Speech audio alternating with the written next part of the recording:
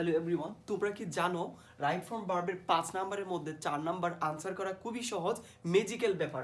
আজকে এমন একটা টেকনিক দেখিয়ে দিব যেটার মাধ্যমে তোমরা খুব সহজে চিন্তা ভাবনা করে 5 নাম্বারের মধ্যে কমপক্ষে 4 নাম্বার আনসার করতে সক্ষম হবে। আজকে আমি নমুনা প্রশ্ন দেখাবো সিলেট বোর্ড 2025 সালে আসা সেই বোর্ড কোয়েকশন রাইট ফ্রম ভার্বের। রাইট ফ্রম ভার্ব এটা পড়ে তোমরা 2026 সালে বোর্ড কোয়েকশনটা কেমন আসতে পারে সেটা সম্পর্কে তোমরা আইডিয়া পাবে।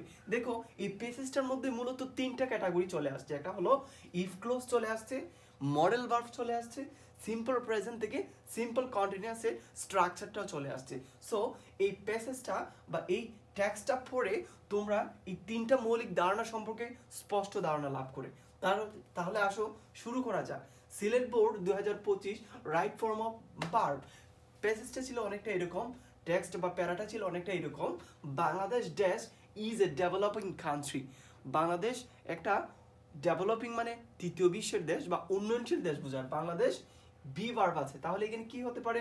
তারপর it dash face many problems, এটা অনেক প্রবলেম ফেস করতেছে, but it to overcome them, এটা চেষ্টা করতেছে এগুলাকে আস্তে আস্তে ওভারকাম করার জন্য। The government take many steps to develop the country, কিন্তু সরকার বিভিন্ন ধরনের প্রকল্প পরিকল্পনা হাতে নিচ্ছে যাতে দেশকে সামনে আগিয়ে নেওয়া যায়। সো এগুলো আমরা অর্থটা বুঝলাম।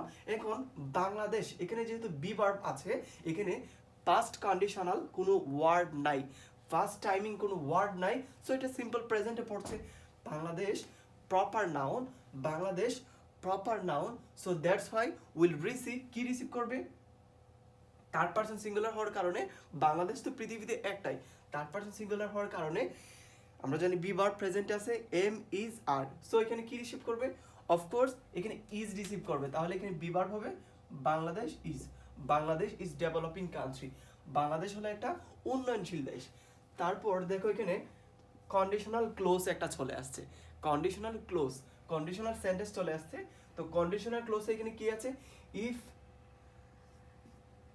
ড্যাশ ফেস মেনি প্রবলেমস, তাহলে কি হবে?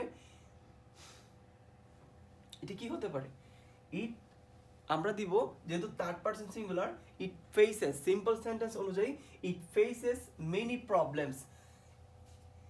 ইট থার্ড পারসন সিঙ্গুলার, তাই পরবর্তী ভার্বের সাথে এস বা ইএস যুক্ত হবে, এটা হয়ে যাবে ফেস থেকে faces.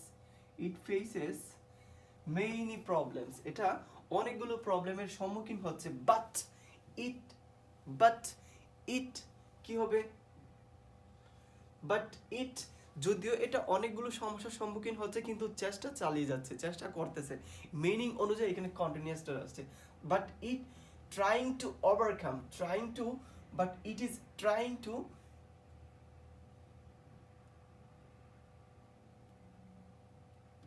But it's trying to, is trying to, কিন্তু এটা ওভারকাম করার চেষ্টা করতেছে দেম, এই সমস্যাগুলোকে। The government taking many steps, আচ্ছা, the government take many steps to develop country. আচ্ছা দেখো, আগের কন্ডিশন অনুযায়ী অর্থ অনুযায়ী চলে আসছে এরকম যে সরকার অনেক ধরনের উদ্যোগ নিয়েছিল তো বটে, এখনো নিচ্ছে, সো এটা কন্টিনিউয়াস, সরকার অনেকগুলো উদ্যোগ নিচ্ছে, সো এটা কি হবে? The government is taking, the government is taking, যেহেতু এটা অর্থ অনুযায়ী কন্টিনিউয়াস হচ্ছে, the government is taking many steps to develop the country.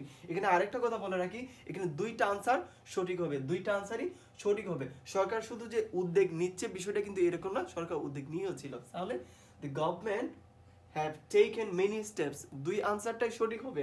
খুব মনোযোগ সহকারে দুইটা উত্তরই এখানে সঠিক হবে। Many steps to develop the country. এখন আবার ইফ কন্ডিশন, ইফ ক্লোজ চলে আসছে, if work together we will achieve success.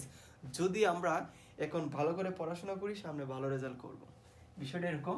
If we work together, যদি আমরা এখন একত্রে কাজ করি আমরা সামনে সক্ষম হব। আগেরটা সিম্পল প্রেজেন্ট, পরেরটা ফিউচার। সো এখানে সিম্পল প্রেজেন্ট হলে আগেরটা ভার্বের বেস ফর্ম হবে, সিম্পল প্রেজেন্ট টেন্সের স্ট্রাকচার অনুযায়ী সাবজেক্ট প্লাস ভার্বের base form.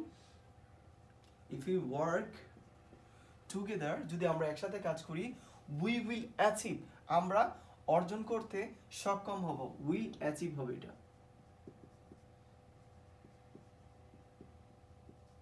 We will achieve success. Everybody should modal auxiliary, আমরা জানি model can could may might shall should এর পরে যে মেইন ভার্বটা থাকবে সেটা সবসময় বেস ফর্মে হবে। তাহলে এখানে শুড আছে, মেইন ভার্ব এখানে আছে ডু, ডু ডুই থেকে যাবে। সো এখানে আমি ডু বসালাম। হিজ ডিউটি প্রপারলি, উই দেখো হ্যাভ টু, হ্যাড টু, আমরা এটা পরে আসছি, এগুলোর পরে ভার্বের বেস ফর্ম হয়। এখানে হ্যাভ টু দেওয়া আছে, এখানে হ্যাভ আছে, পরে টু আছে। সো হ্যাভের জায়গায় থেকে যাবে, এটা একটা ক্লোজ অনুযায়ী। হ্যাভ টু, হ্যাজ টু, আমাকে এটা করতে হবে, আমার এটা করা উচিত। আই হ্যাভ টু গো, আমাকে যেতে হবে। আই হ্যাড টু গো, আমাকে যেতে হয়েছিল, এরকম। তাহলে উই হ্যাভ টু লাভ, আমাদের ভালোবাসতেই হবে। তাহলে এখানে হ্যাভই থেকে যাচ্ছে, কারণ হ্যাভ টু এটা exact appropriate preposition. We have to love our country and, তো আগের সিকোয়েন্স অ্যান্ড অনুযায়ী আগের সিকোয়েন্সটা সেম ফিল করতে হবে। হ্যাভ টু করতে হয়েছিল ওয়ার্ক টু, কাজ করতেই হবে, তাহলে ওয়ার্ক ভার্বের বেস ফর্ম থেকে যাবে। Her to make it prosperous, এটার মাধ্যমে আমরা সমৃদ্ধি অর্জন করতে সক্ষম হব। এভাবে দাপে দাপে কি কি ক্লোজ চলে আসছে, কয়টা পয়েন্ট চলে আসছে, এগুলোকে তোমরা সমান করে ভাগ করে নিয়ে যদি অ্যানালাইজ করো 2026 সালের, তুমি বিশ্বাস রাখো 2026 সালের যে কোয়েকশনটা আসবে সেটা এটার থেকে আরও সহজ হবে। এটা অ্যানালাইসের মাধ্যমে সিলেট বোর্ডে আমার কাছে মনে হচ্ছে গত বছর যে কোয়েকশনটা ছিল সেটা খুবই ক্রিটিক্যাল ছিল। এটা ক্রিটিক্যাল আমি বলবো না, বাট এটা অনেক কিছু বোঝার ছিল, এটার মধ্যে বিশদ আলোচনা ছিল। এই অংশটা যদি তোমরা বুঝে থাকো 2025 সালের সিলেট বোর্ডের কোয়েকশনটা যদি বুঝে থাকো, তাহলে 2026 সালে তোমরা রাইট ফর্ম ভার্ব যে কোনো জায়গা থেকে আসলে তোমরা সঠিক উত্তর দিতে সক্ষম হবা। তোমরা এরকম আরও কিছু ভিডিও পেতে চাইলে এবং সামনে একটা ক্লাস নিব 2026 সালে বা নেক্সট রাইট ফর্ম ভার্বের কোয়েকশনটা কেমন হতে পারে গেস করে দিব। ইনশাল্লাহ 80% এখান থেকে তোমাদের কমন থাকবে।